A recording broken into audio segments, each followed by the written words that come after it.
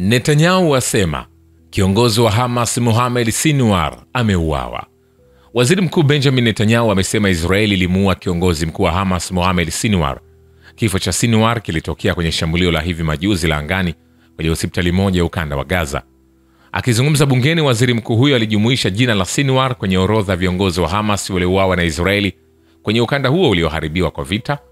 Mohamed ni kaka yake Yahya Sinwar, kiongozi wa Hamas na mmoja waliopanga shambulio la Oktoba 7, 2023 ambaye aliuawa na vikosi vya Israeli mwaka jana.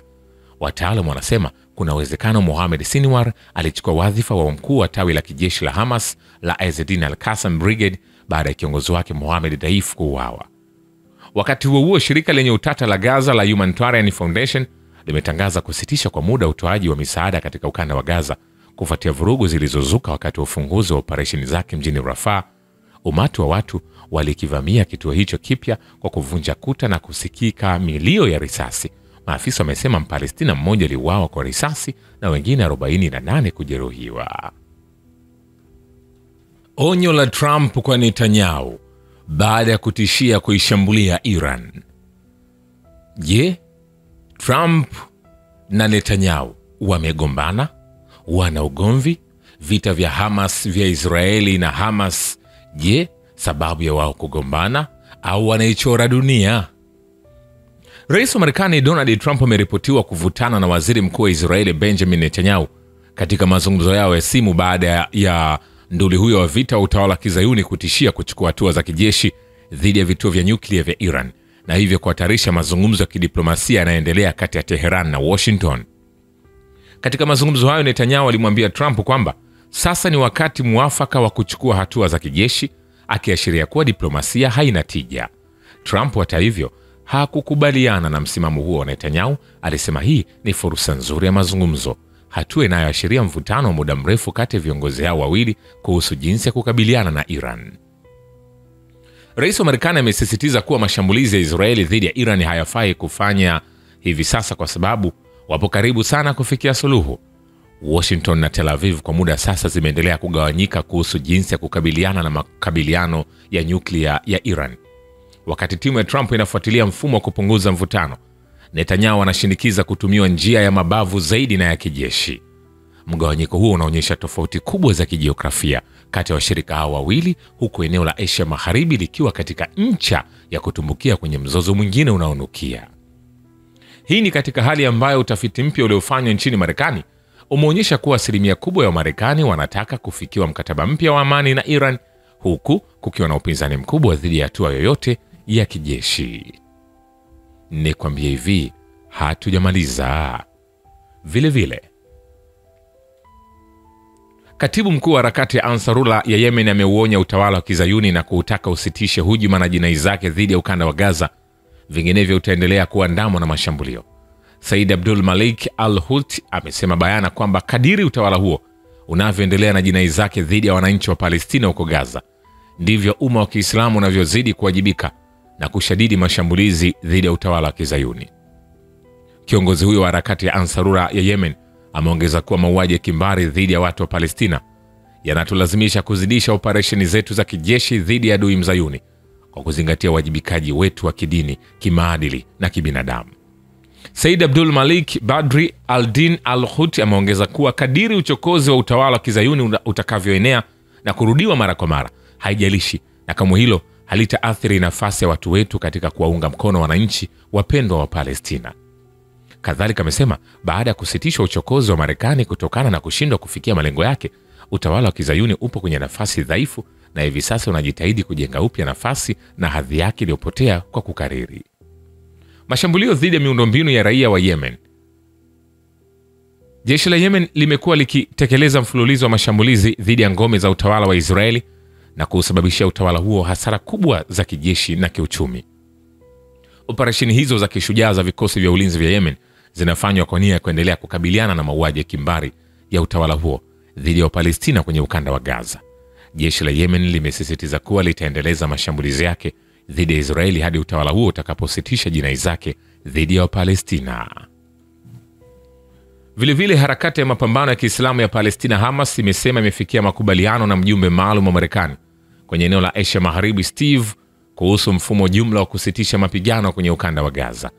Kwenye taarifa Jumatano, Hamas imesema inafanya juhudi kubwa kumaliza vita vya kikatili katika ukanda wa Gaza, hatua ya hivi punde zaidi ikiwa ni kufikia makubaliano na Witkoff juu ya mfumo jumla wa kusitisha mapigano hayo. Hamas imesema makubaliano hayo yatapelekea kuafikiwa usitishaji vita wa kudumu, uondoaji kamili wa vikosi vamizi vya Israeli kwenye ukanda wa Gaza, kuingia misaada ya kibinadamu Gaza na kuundwa kwa kamati ya kitaalamu ya kusimamia masuala ya ukanda huo mara baada ya kutangazwa kufikiwa makubaliano. Kadhalika, harakati hiyo ya mukawama ya Palestina imebainisha kuwa makubaliano hayo pia yanajumuisha kuachiliwa huru kwa wafungwa 10 wa Israeli na miili kadhaa mkabala wa idadi iliyokubaliwa ya wafungwa wa Kipalestina chini ya dhamana ya wapatanishi. Harakati ya mapambano ya Kiislamu ya Palestina imesema kundi hilo la kupigania ukombozi wa Palestina sasa linasubiri jibu la mwisho juu ya mfumo huo. Taarifa hiyo ya Hamas imekuja siku moja baada ya ripoti kusema harakati hiyo ya mukawama na Witkoff wamekubaliana na yaliyomo kwenye rasimu ya mpango huo katika mkutano wa Doha. Vilevile, kampuni moja ya Marekani na Israeli ambayo wanachama wake ni maajenti wa mashirika ya kijasusi siku ya Jumanne ilifanya jambo la aibu sana na kuzusha machafuko bandia huko Rafah ili kuwalazimisha Wapalestina wakimbilie Misri na kutoka kwenye ukanda wa Gaza. Kwa mujibu wa Rai Al-Yum, kitu cha kushangaza ni kwamba machafuko yalizuka wakati wa usambazaji wa chakula cha makopo, na licha ya kufyatuliwa risasi na maafisa wa Marekani, watu waliingia kwenye kituo hicho na kukiharibu na kuchukua chakula, na maafisa wa Marekani walijifanya kukimbia licha ya kwamba walikuwa na silaha. Mtaalamu wa Palestina Ahmed Al-Najjar amesema kuwa kilichotokea Rafah siku ya Jumanne si machafuko bali ni njama iliyopangwa vyema ya kuwalazimisha watu wa Gaza kuhama kwenye ardhi zao. Ameongeza kuwa madhumuni ya kuzusha machafuko bandia kama hayo ni kuwalazimisha watu wa Gaza kuhamia kwenye jangwa la Sinai nchini Misri. Kwa hiyo Misri lazima ielewe njama hiyo ya Marekani, iunge mkono utulivu wa watu wa Gaza na isiruhusu kuhamishwa kwa nguvu kutoka kwenye maeneo yao. Kwa upande wake, mwandishi Mpalestina Mohamed Al-Jundi ametahadharisha kwamba machafuko hayo bandia yaliyotokea huko Rafah kusini mwa Gaza huenda yakawa ni utangulizi wa kuondoa watu wa Gaza na kuwapeleka kwenye jangwa la Sinai nchini Misri ili kukamilisha njama za muda mrefu za kuwahamisha Wapalestina kwenye ardhi zao. Njama hizo hivi sasa zinaendeshwa na mauaji ya umati na ukatili wa kuchupa mipaka unaofanywa na utawala wa Kizayuni dhidi ya watu wa Gaza. Nikwambie hivi, hatujamaliza. Kwa nini Ujerumani, muungaji mkono mkubwa zaidi wa Ulaya kwa utawala wa Kizayuni, sasa inaonekana kuukosoa utawala huo? Friedrich Merz, kansela wa Ujerumani, alibadilisha sauti yake kuhusiana na utawala wa Kizayuni mnamo Jumanne Mei 27 na kusema mashambulio makubwa ya kijeshi wa Israeli kwenye ukanda wa Gaza hayana mantiki tena kwangu. Kansela Merz amesisitiza kwamba anazitizama hatua za Israeli kwa jicho la ukosoaji mkali na kuongeza, mimi si miongoni mwa watu wa kwanza kukosoa hatua hizi, lakini nadhani sasa wakati umefika wa kutamka hadharani kwamba kinachoendelea Gaza kieleweki. Kauli hii ni muhimu sana, hasa kwa kutilia maanani ushindi wa Merz katika uchaguzi mkuu wa Ujerumani uliofanyika Februari mwaka huu na ahadi yake ya kumkaribisha Benjamin Netanyahu, waziri mkuu wa Israeli, katika ardhi ya Ujerumani. Licha kutolewa hati ya kukamatwa kwake na mahakama ya kimataifa jinai ICC, waziri wake wa mambo ya nje Johann Vadeful ametoa ukosoaji kama huo, na pia kumekuwa na wito miongoni mwa wanachama wa chama cha Social Democratic, mshirika wa muungano wa Meretz, na kusitisha uuzaji silaha kwa Israeli. Matamshi hayo ya kansela wa Ujerumani aliyoyatoa wakati wa mkutano na waandishi wa habari nchini Finland yanaonekana kuakisi mabadiliko ya maoni ya wananchi wa Ujerumani na pia ongezeko la ukosoaji wa viongozi wa Ujerumani dhidi ya jinai za Israeli tangu Oktoba 7, 2023.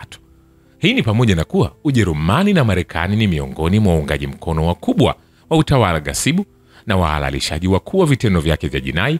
Vita vya Gaza vilivyoanza baada ya operesheni ya kimbunga cha Al-Aqsa mnamo Oktoba 7, 2023 hadi sasa vimepelekea kuuawa shahidi kwa zaidi ya watu 54,000 na kujeruhiwa wengine zaidi ya 130,000 huko Gaza. Kwa hakika uungaji mkono wa kisiasa na kijeshi wa Marekani na Ujerumani umeupelekea utawala huo wa kibaguzi kutekeleza jinai za kutisha na mauaji ya kimbari ambayo hayajawahi kushuhudiwa tena dhidi ya Wapalestina wa Gaza, huku ukipuuza wazi wito wa kimataifa wa kusimamisha mashambulizi hayo ya jinai. Ujerumani ni nchi ya pili kwa mauzo ya silaha kwa utawala wa Kizayuni baada ya Marekani. Mwaka 2023 pekee, nchi hiyo ilitoa leseni ya mauzo ya silaha zenye thamani ya euro milioni 326.5 kwa Israeli, ikiwa ni pamoja na manuari za hali ya juu, vifaru na vifaa vya elektroniki vya kijeshi. Ujerumani ilichukua hatua nyingine ya kuunga mkono utawala wa Kizayuni ambapo Januari 2024 ilipinga malalamiko ya kimataifa kuhusu mauaji ya kimbari ya utawala wa Kizayuni huko Gaza na kutangaza hadharani kuwa ilikuwa tayari kushiriki katika vikao vya mahakama ya kimataifa ya haki kwa ajili ya kutetea utawala huo. Berlin inaamini kwamba inaweza kuzuia kuhukumiwa na kulaaniwa utawala huo unaoua watoto katika mahakama hiyo ya kimataifa kwa kutetea na kuunga mkono vilivyo. Pamoja na hayo, ukweli ambao Ujerumani haiwezi kuupuuza ni kuzidi kudhoofika nafasi ya utawala wa Kizayuni katika jukwaa la kimataifa na kuongezeka hasira ya ulimwengu dhidi ya utawala huo wa kihalifu kutokana na jinai inazotenda dhidi ya watu wasio na hatia, hasa wanawake na watoto wadogo. Hata hivyo, misimamo iliyochukuliwa na baadhi ya nchi za Ulaya dhidi ya Israeli ya kulaani mauaji ya halaiki, utumiaji njaa kama silaha na kuzuia kutumwa misaada ya kibinadamu huko Gaza kwa lengo la kuangamiza au kuwalazimisha wakazi wake kuondoka Gaza, inaonyesha kuwa zama za uungaji mkono wa pande zote wa wazungu kwa Israeli zimefikia kikomo. Kuhusiana na hilo, zaidi ya mawakili, wanazoni na majaji 800 wa Uingereza wamemtumia barua Keir Starmer, waziri mkuu wa nchi hiyo, akimtaka achukue hatua za kukabiliana na jinai za Israeli huko Gaza kwa msingi wa sheria za kimataifa. Shukran kwa Babu ya Kivita na Historia ya Dunia. Mimi ni Richard Shio, The Rich Voice. Ni follow Instagram na TikTok kama Rich Voice Official. Asante.